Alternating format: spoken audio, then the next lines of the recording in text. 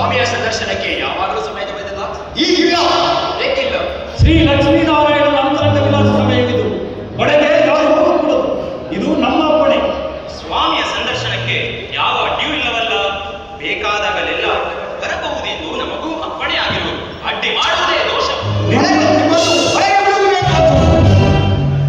ಏನಿದು ಅಸಂಬದ್ಧವಾದ ಮಾತು?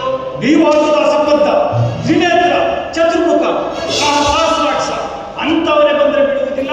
ಇನ್ನು ನಿಮ್ಮಂತ ಬಡಜೋಗಿಗಳನ್ನು ಒಳಗೆ ಬಿಟ್ಟೇವೆ.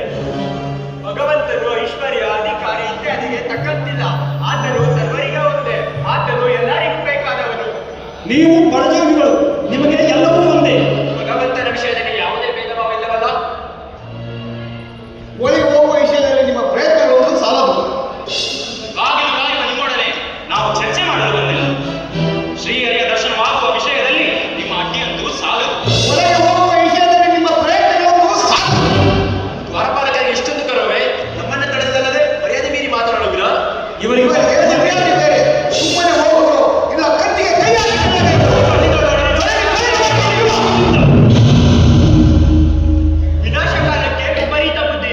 ನಮ್ಮನ್ನು ತಡೆದಿದ್ದಲ್ಲದೆ ನಮಗೆ ಅವಮಾನವಾಗುವಿರಾ?